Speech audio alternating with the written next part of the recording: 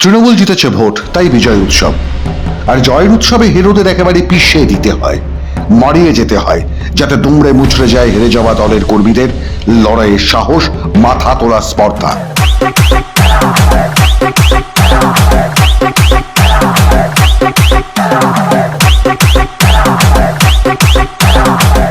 আর ঠিক সে ঘটনাই ঘটেছে শ্রীনগর গ্রাম পঞ্চায়েতের মধুসূদনপুর গ্রামে। গতকাল সন্ধ্যে 6:25 নাগাদ একটা মিছিল আসে। সেই মিছিল আস্তে আস্তে করে আমার বাড়ির দিকে এগিয়ে আসে। এসে আমার সিসি ক্যামেরা, ওই তার এবং ক্যামেরাটাকে ভাঙচুর করা হয়, যাতে ফুটেজ ওরা না দেখাতে পারি। এরা একটা পূর্ব পরিকল্পনা করেই ওরা এসেছিল। এবং এই তাণ্ডবটা যে চালানো হবে এটা পুলিশ প্রশাসন থেকে সবাই জানতো, কিন্তু পুলিশ প্রশাসন নিষ্ক্রিয় ছিল।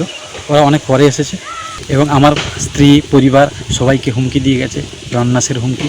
আমার মেয়েকে কিডন্যাপ করে নিয়ে যাবে সেরকমও হুমকি দিয়েছে। সেই হুমকিতে আমি আতঙ্কিত। আমি কি করে এই জায়গায় কাটাবো আমি ভেবে পাচ্ছি না। রাজারাম পেশায় প্রাথমিক শিক্ষক, বাম আমলে পরীক্ষা পাশ করে শিক্ষকতার চাকরি পেয়েছিলেন। তিনি বিজেপিকে সমর্থন করেন। দক্ষিণ 24 পরগনার শাসকের অলিখিত নিয়ম, কেউ শাসক দলের বিরোধিতা করতে পারবেন না এই জেলায়। শাসকের যুক্তি অনুযায়ী রাজারাম জয়ীর নিয়ম ভেঙেছেন, এটা ঠিক, কিন্তু গণতন্ত্রের নিয়ম তো সে কথা শেখায় না। আপনি কোন দল করেন? আমি বিজেপি করি। আমি একজন সাধারণ মানুষ, প্রাথমিক শিক্ষক। আমার একটা রাজনৈতিক করার অধিকার আছে, সংবিধান সেটাই বলে। তো আমি একটা দলকে সমর্থন করি। তা বলে এই নয় যে আমি আমার স্বাধীনতা করতে গিয়ে সেখানে অন্য একটা রাজনৈতিক দল এসে আমার এইভাবে ক্ষতি করে যাবে। আমি ছোট বাচ্চা নিয়ে ঠিক এই জায়গায় আমার মার সঙ্গে গল্প করছিলাম। ওই মুহূর্তে ওই মিছিলটা এগিয়ে আসে, এসে আমাকে ধাওয়া করে। আমি আমার মেয়েকে নিয়ে কোনো রকমের প্রাণ নিয়ে বাড়ির মধ্যে আশ্রয় নিই এবং তালা লাগিয়ে আমি সেখানে ভয়ে আতঙ্কে সময় কাটাই। সেই বিভীষিকাময় সময়ের মধ্যে ওরা বাঁশ, লাঠি এবং ইট, পাথর ছুঁড়ে আমার জানালা আঘাত করে, আমাকে প্রাণে মেরে ফেলার চেষ্টাও করে। রাজ্যের শাসক তৃণমূল কবে আর গণতন্ত্রের নিয়ম মেনেছে? বিশেষ করে দক্ষিণ 24 পরগনা জেলায়, যেখানে 2009 সাল থেকে তৃণমূল কংগ্রেসের মৌরসি পাট্টা। বর্তমানে মুখ্যমন্ত্রীর ভাইপোর নিজস্ব জমিদারি চলে এই সব অঞ্চলে। ফলে পুলিশও কাঠের পুতুল। আর সে কারণেই শাসক দলের কর্মীদের বদলার রাজনীতি লাগাম ছাড়া। তারই শিকার হয়েছেন এই বিজেপি সমর্থক রাজারাম। রায়ত সম্পত্তি, শালি জমি, সেখানেও তৃণমূলের ফ্ল্যাগ বেঁধে দিয়েছে এবং পতাকা লাগিয়ে ব্যানার ট্যানার দিয়ে দখল করার চেষ্টা করেছে। আমার বেড়া দেওয়া ছিল, বেড়া টেড়াগুলোকে সব ভেঙেছে, তছরূপ করেছে।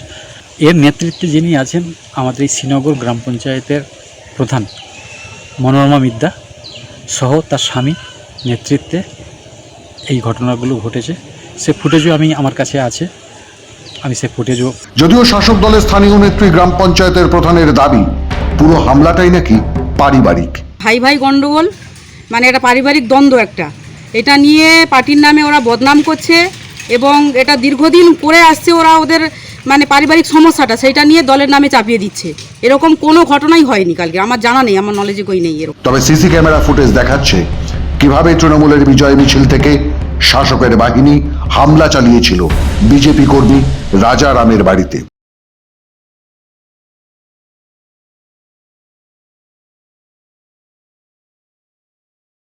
আগে থেকেই জানানো ছিল পুলিশকে, পুলিশ কোনো ব্যবস্থা নেয়নি। তৃণমূলের হামলার পর ফের অভিযোগ জানানো হয়েছে হারুর পয়েন্ট কোস্টাল থানায়। পুলিশ জানিয়েছে তদন্ত শুরু করেছে, কিন্তু তদন্তের ফলাফল কি হবে জানেন রাজারাম, জানে তৃণমূল কংগ্রেসের বাহিনীও।